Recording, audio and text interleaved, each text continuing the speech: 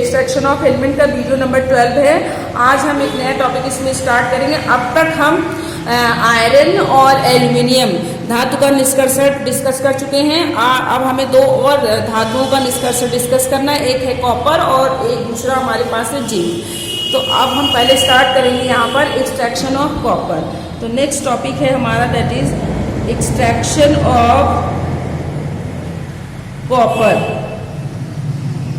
Copper का extraction पढ़ेंगे और बहुत इंपॉर्टेंट है ये। आयरन और कॉपर और एल्यूमिनियम, इन तीन धातुओं के निष्कर्षण बहुत इंपॉर्टेंट है। जनरली आयरन का और कॉपर का बहुत ही ज़्यादा पूछा जाता है और कॉपर के एक्सट्रैक्शन को आपने क्लास 10 में बहुत डिटेल में पढ़ा है। तो यहाँ पर आप देखेंगे तो फिर से आपको सारी बातें याद आ जाएंगी, बहुत ही आसानी से याद हो जाएगा। और सबसे आसान है कॉपर का एक्सट्रैक्शन। देखेंगे कॉपर धातु का निष्कर्षण कैसे किया जाता है। तो सबसे पहले किसी भी धातु का निष्कर्षण करना हो तो हमारे पास क्या होना चाहिए, ओर।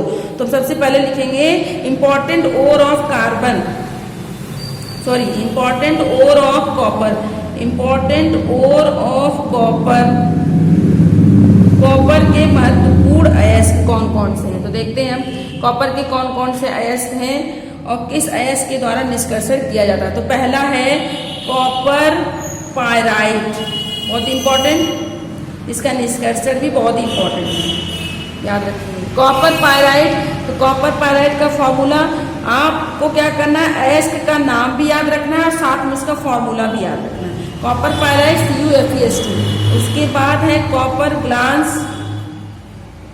Copper glance Cu2S।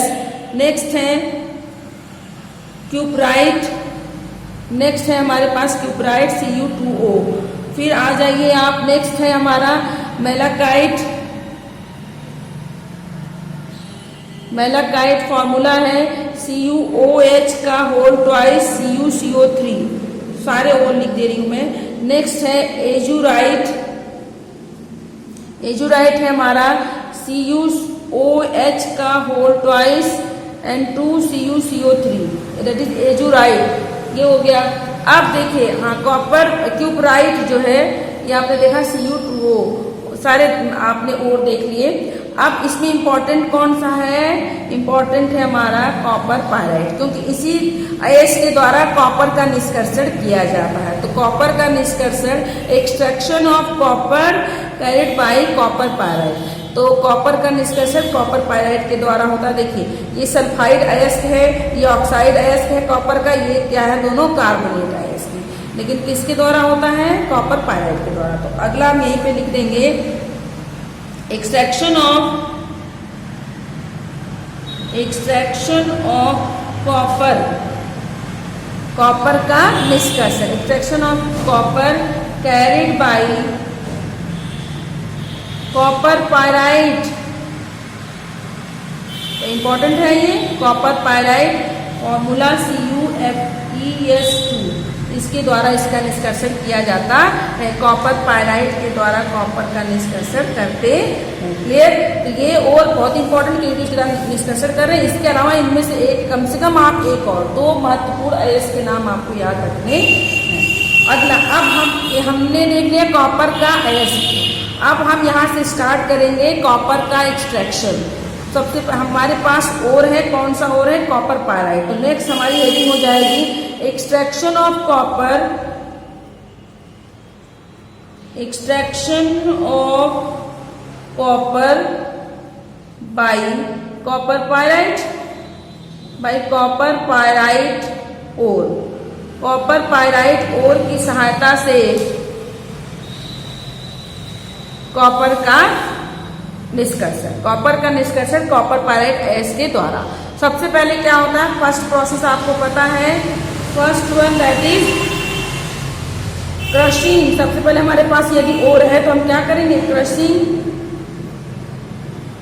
And grinding, crushing and grinding of ore.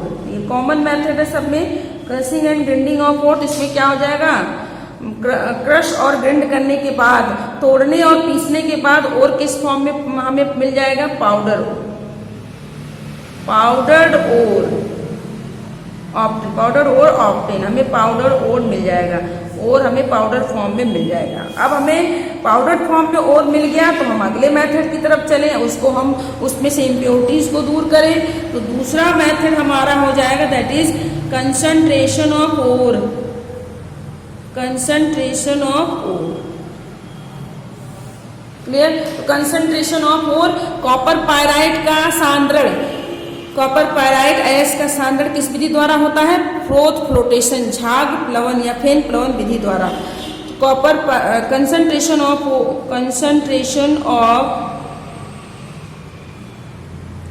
Copper pyrite CuFeS2, बार बार फॉर्मूला लिखेंगे तो हमें फॉर्मूला याद हो जाएगा। कंसंट्रेशन ऑफ कॉपर पायराइट और कैरिड आउट या carried by froth flotation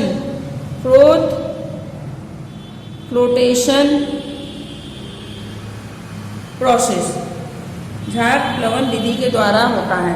concentration of ore, copper pyrite का सांद्रण फ्रोथ फ्लोटेशन विधि के द्वारा और by froth flotation process in किस फर्नेस में होता है? इन रिवर्बोरेटरी, ये क्या है? रिवर्बोरेटरी फर्नेस, परावर्तनी भट्टी। अब तक हमने भट्टी का नाम ले लिया, परावर्तनी भट्टी।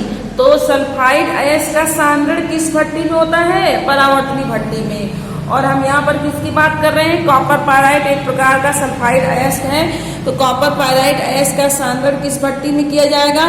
परावर्तनी भट्टी में किया जाता है।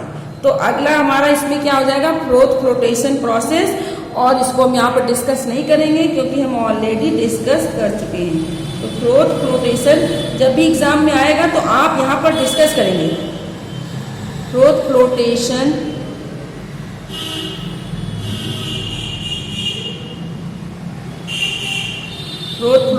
प्रोसेस, तो आप इसको डिस्कस करेंगे जब एग्जाम में आता है, तो आप इसे यहाँ पर डिटेल में डिस्कस करेंगे क्योंकि यहाँ पर हम नहीं डिस्कस कर रहे क्योंकि हम ऑलरेडी डिस्कस कर रहे हैं। क्लियर है? झाग प्लवन विधि के द्वारा कॉपर पायराइट अयस्क का सांद्रण किया जाता है। जब सांद्रण हो जाता है तो उसमें से इम्प्योरिटीज दूर हो जाती हैं, लेकिन अभी भी अयस्क किस फॉर्म में है? हमारा जो अयस्क है वो किस फॉर्म में है? सल्फाइड फॉर्म में है। तो जब सल्फाइड फॉर्म में होगा तो पहले हम उसको ऑक्साइड फॉर्म में कन्वर्ट करेंगे। तो अगला स्टेप क्या होगा? कंसंट्रेटेड और कन्वर्टेड इनटू, सांद्रित अयस्क को हमको किस में कन्वर्ट करना? ऑक्साइड फॉर्म में। सल्फाइड में है, ऑक्साइड में कन्वर्ट करेंगे तो अगली विधि क्या हो जाएगी? Roasting version, roasting of copper pyrite. Copper pyrite की रोस्टिंग करेंगे, कॉपर पायराइट अयस्क की रोस्टिंग करते हैं। देखिए जब रोस्टिंग करते हैं तो क्या क्या चीजें होती हैं। जब रोस्टिंग करेंगे तो सबसे पहले रोस्टिंग क्या होता है? इट इज अ प्रोसेस, बताया हमने। वर्जन क्या होता है? It is a process of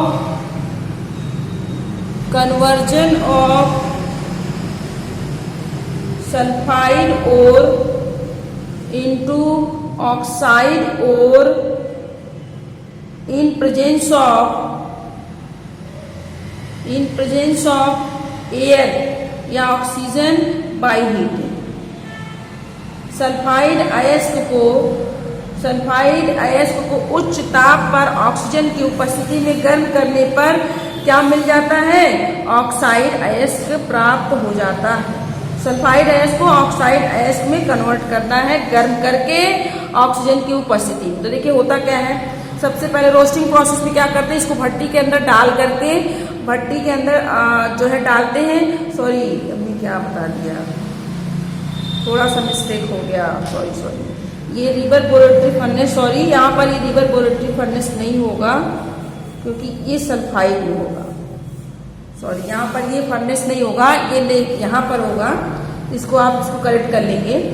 ये तो फ्रोथ फ्लोटेशन की जो है इसके लिए अलग टैंक है ही। अब क्या है? रोस्टिंग प्रोसेस, और यहाँ पर आप कर लेंगे। रोस्टिंग जो होती है वो रोस्टिंग प्रोसेस जो है किसमें होती है? Roasting of copper pyrite carried in reverberatory furnace. इसको करेक्ट कर लेंगे।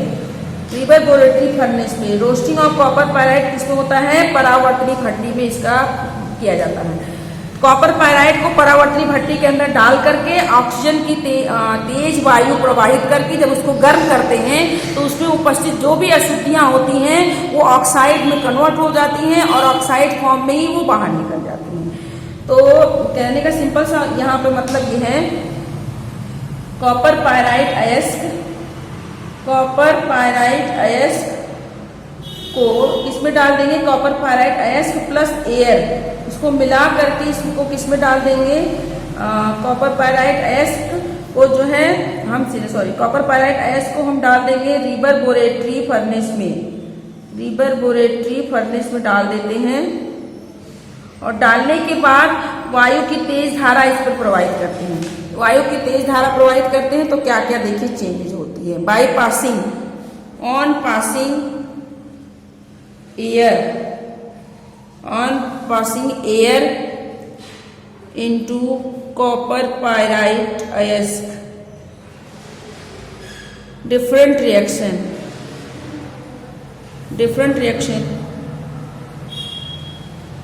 Take place. विभिन्न अभिक्रियाएं होती हैं जब हम कॉपर पायराइट पर जो है ऑक्सीजन प्रोवाइड करते हैं। देखिए कौन कौन सी अभिक्रियाएं होती, तो जो भी उसमें इम्प्योरिटीज होती हैं, तो अब हमको पता है कि रोस्टिंग में क्या होता है? Removal of moisture, removal of impurities, removal of moisture, जो भी मॉइस्चर होगा, जो भी नमी होगी वो बाहर निकल जाएगी। इसके अलावा removal of impurities such as sulphur, arsenic, phosphorus in the form of oxide के फॉर्म में रिमूव हो जाता है। तो हमको मेनली इसमें रिएक्शन देखना है, कौन कौन से रिएक्शन हो रहे हैं। देखिए, सल्फर ऑक्सीजन के साथ अभिक्रिया करके सल्फर डाइऑक्साइड बना लेगा। फॉस्फोरस ऑक्सीजन के साथ रिएक्शन करके फॉस्फोरस पेंटाऑक्साइड बना लेगा। आर्सेनिक जो है ये ऑक्सीजन के साथ अभिक्रिया करके आर्सेनिक सल्फाइड बना लेता है और ये सारे के सारे ऑक्साइड फॉर्म में रिमूव्ड हो जाते हैं क्योंकि ये क्या है? इम्प्योरिटीज हैं। इतना हो गया, एक ये रिएक्शन हो गया, क्लियर। उसके बाद जैसे ही परावर्तनी भट्टी में कॉपर पायराइट अयस्क को रख करके वायु की तेज धारा प्रवाहित करते हैं तो ये अशुद्धियां ऑक्साइड फॉर्म में कन्वर्ट होकर के रिमूव हो जाती है। और साथ में जो कॉपर पायराइट अयस्क है CuFeS2, ये भी ऑक्सीजन के साथ अभिक्रिया करके क्या बना लेता है? क्यूप्रस सल्फाइड, फेरस सल्फाइड और सल्फर डाइऑक्साइड गैस बना लेता है। फिर ये जो क्यूप्रस सल्फाइड है उसकी कुछ मात्रा ऑक्सीजन से अभिक्रिया करके क्यूप्रस ऑक्साइड और सल्फर डाइऑक्साइड बना लेती है। और फेरस सल्फाइड जो बना हुआ है, फेरस सल्फाइड भी ऑक्सीजन से रिएक्शन करके क्या बना लेता है? फेरस ऑक्साइड बना लेता है और सल्फर डाइऑक्साइड। तो ये सारी प्रोसेस कहाँ पर हो रही है? परावर्तनी भट्टी के अंदर। इम्प्योरिटीज रिमूव हो गई, कॉपर पायराइट, क्यूप्रस सल्फाइड और फेरस सल्फाइड में, इसकी कुछ मात्रा क्यूप्रस ऑक्साइड में, फेरस सल्फाइड की कुछ मात्रा फेरस ऑक्साइड में कन्वर्ट हो जाती है। ये सारी प्रोसेस किसके अंदर हो रही है? परावर्तनी भट्टी के अंदर हो रहा है। तो परावर्तनी भट्टी के अंदर प्रोसेस होने से क्या हुआ? क्यूप्रस सल्फाइड, कॉपर पायराइट जो था वो cuprous oxide, ferrous oxide, cuprous sulphide और फेरस सल्फाइड में कन्वर्ट हो गया। इतनी चीजें मिल गई। अब हम क्या करेंगे? रोस्टिंग करने के बाद जब भर्जन की प्रक्रिया हो जाएगी तो अगला प्रोसेस है हमारा, दैट इज स्मेल्टिंग या प्रगलन। स्मेल्टिंग या इसी को क्या कहते हैं? प्रगलन। तो कॉपर पायराइट अयस्क का जो ऑक्साइड फॉर्म मिलेगा उसकी स्मेल्टिंग करेंगे, प्रगलन करेंगे। प्रगलन किस भट्टी में होता है? In blast furnace. तो याद रखेंगे एक चीज यहाँ पर, कॉपर अयस्क का प्रगलन और आयरन अयस्क का प्रगलन दोनों ही वात्या भट्टी में होता है। ठीक है, जैसे पूछा जाए कि वात्या भट्टी में किसका प्रगलन, किन धातुओं का प्रगलन किया जाता है, तो कॉपर का और आयरन का प्रगलन वात्या भट्टी में और कॉपर पायराइट अयस्क का भर्जन परावर्तनी भट्टी में।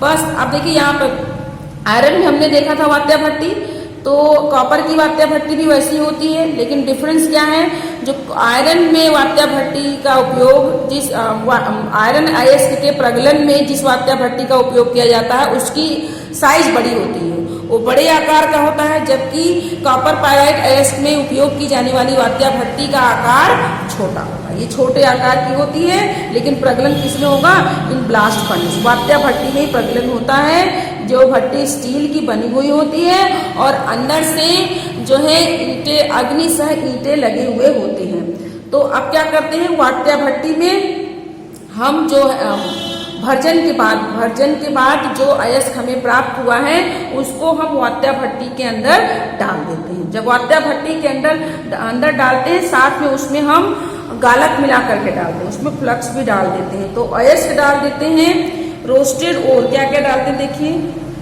रोस्टेड ओर, रोस्टिंग के बाद जो ओर मिला है रोस्टेड ओर, और साथ में सिलिका, उसमें सिलिका मिला देते हैं और मिला करके इसको किस में डाल देते हैं, इन ब्लास्ट फर्नेस में डाल देते हैं। और ब्लास्ट फर्नेस में डालने के बाद अब उसमें वायु की तेज धारा प्रोवाइड करते हैं। ऑन पासिंग एयर, जब उसमें एयर पास किया जाता है तो देखिए क्या क्या रिएक्शन होता है।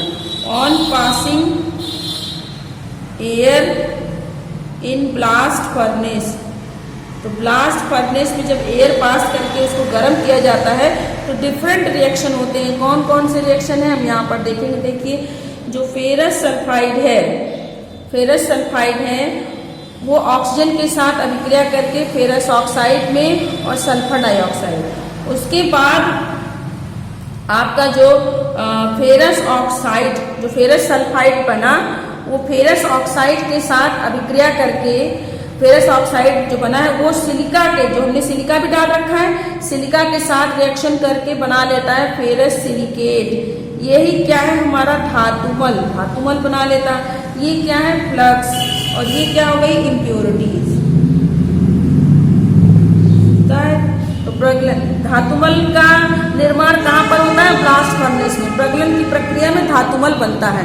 तो ये फेरस सल्फाइड फेरस ऑक्साइड में कन्वर्ट हो गया, फिर फेरस ऑक्साइड सिलिका के साथ मिलकर फेरस सिलिकेट बना लेता है, जिसे हम धातुमल कहते हैं। धातुमल क्या है, एक प्रकार की अशुद्धि है जो कि गालक और अशुद्धियों के मिलने से बनती है, और इसको हम बाहर निकाल देते हैं। क्योंकि वात्या भट्टी, हमें पता वात्या भट्टी के 3 भाग होते हैं, निचले वाले भाग से हम धातुमल को बाहर निकालते हैं। अब आगे क्या होगा, देखिए अगला रिएक्शन क्या होगा, फर्स्ट रिएक्शन, सेकेंड। अब देखेंगे जो क्यूप्रस सल्फाइड है वो ऑक्सीजन के साथ रिएक्शन करके क्या बना लेता है, क्यूप्रस ऑक्साइड और सल्फर डाइऑक्साइड। तो लगभग भर्जन और प्रगलन के रिएक्शन लगभग सेम है। उसके बाद क्या होगा, जो क्यूप्रस ऑक्साइड है, जो क्यूप्रस ऑक्साइड बना और जो फेरस सल्फाइड था, वो दोनों मिल करके बना लेते हैं फेरस ऑक्साइड और क्यूप्रस सल्फाइड बना लेते हैं, ये लास्ट में। तो वात्या भट्टी के अंदर, प्रगलन की प्रक्रिया में वात्या भट्टी के अंदर क्या मिल जाता है, फेरस ऑक्साइड और क्यूप्रस सल्फाइड का मिश्रण, इसी को हम कहते हैं मैट। तो कहने का सिंपल सा मतलब ये है कि स्मेल्टिंग प्रक्रिया के द्वारा क्या मिल जाता है, स्मेल्टिंग प्रक्रिया के अंत में क्या प्राप्त होता है, मैट प्राप्त होता है। तो as a result of smelting, as a result of smelting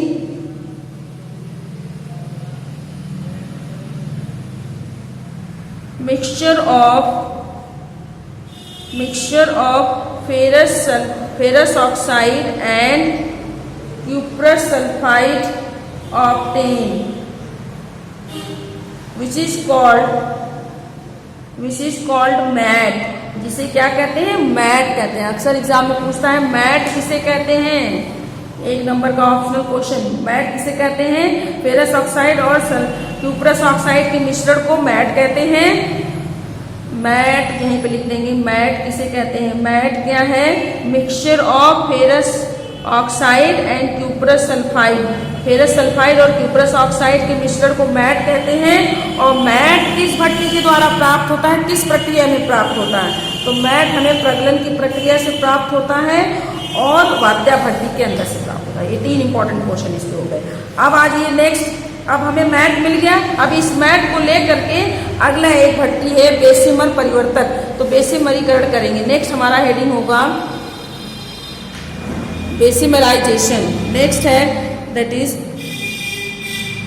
Bessemerisation, या इसी प्रक्रिया को बोलते हैं बेसिमरीकरण। तो किस प्रक्रिया में होता है ये प्रोसेस, किस भट्टी के अंदर होता है? This process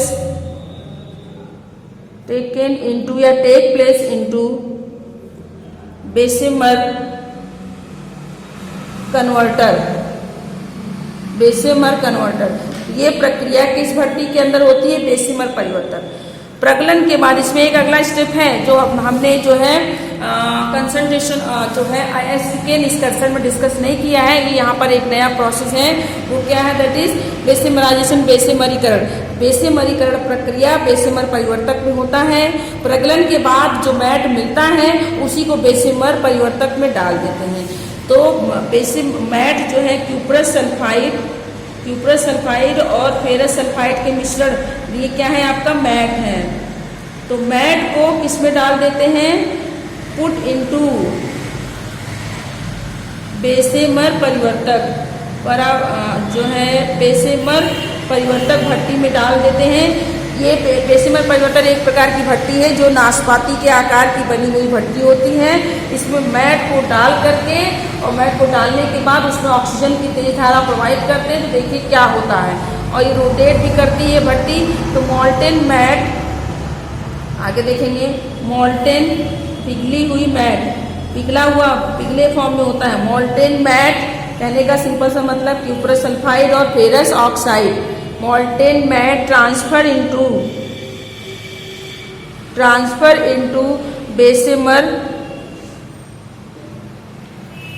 Bessemer converter.